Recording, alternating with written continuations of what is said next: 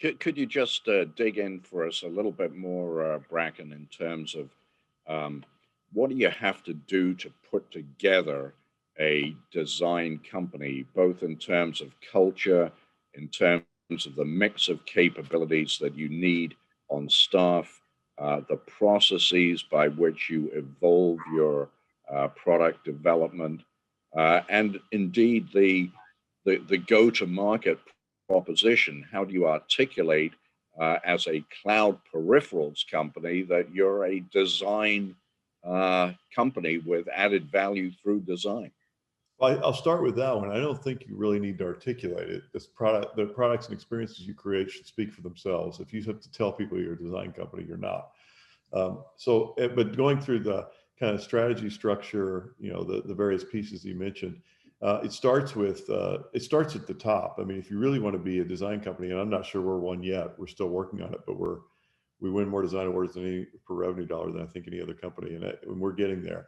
Um, it starts at the top, and we declared internally that we wanted to be a design company. The next thing we did was I got really smart people, in this case, one smart person, Alistair, and we developed our own design principles because we didn't know what is design for us. So the first one, for example, is that everything starts with one big idea, and then the second one is, and then it has a soul that expresses itself through every layer of the experience. Those are probably our two most important ones, although there are three more. So we got design principles, and then we started to build a way of design. So we built it into everybody has a tollgate process. So it's boring to talk about. We built it right into the tollgate process. We have a double diamond process that starts before we ever get to a product, that starts with the user and ideating and then iterating and finally getting to the point of what we think the product's going to be. And that's gate zero. So, and then the next thing we did was build capabilities. So we used to go outside with design firms. We started to bring them in house. We still use some external design firms just to keep it fresh, but for the most part, most of our design is done in house. And we built and then we integrated those designers into our different business teams. So it really is a full blown effort, and the results speak for themselves. We're worth 18 times more than when I started. We've doubled in value every 2.5 years, and we're not unusual. I mean, if you look at the companies I would call design companies, they've all outperformed the market by 200 or 300%. Mhm.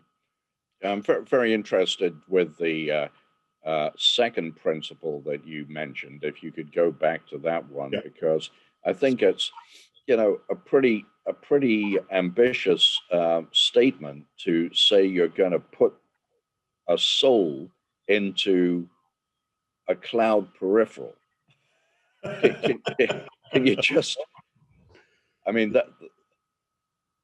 I'm not sure what you were drinking or otherwise inhaling in California when you came up with that, but how does that actually work, and how do you get people in an organization to believe that that is um, a real objective as opposed to just hot air? It first of all, I'm not sure whether we ever really achieve it. So the exact line, which I can quote, is this: a soul that expresses itself through every layer of the experience. And it comes from Steve Jobs. And it was a quote someone one of us heard from or read from about him one day. But first of all, what is it? The idea is that, if you, and because I took marketing from you, and it was the best class I had in any level I've ever had. And I'm not just saying this because I'm on your program here, but one of the things you learn is that there's so many steps between you and the ultimate user and their experience. There's the retailer, e-tailer, there's all the communication that happens, and every one of those. And Bronco, one of our designers, used this analogy, and Malin used this analogy with me. Each one of those steps to the user is like looking through a pane of glass. If it's a little cloudy, as you get closer and closer and closer, it gets more and more diffused, and then you don't even it doesn't have anything to do with what you originally envisioned. So we try to do is, by starting in the very beginning with the user experience and trying to build that around it, we try to make sure that everything is goes back to that kind of Bible of experience that we're trying to start with. And so whether it's the commercial group that's working on marketing, the go-to-market team that's working through Amazon, everybody's really working off the same very clear user target experience goals. And we're never perfect. You can always improve it, but it's a great it's a great goal, you know, to have one soul that expresses itself through everything. Mhm. Is there a difference between what you do at Logitech and what is commonly described as design thinking? Or No, is that what you're doing?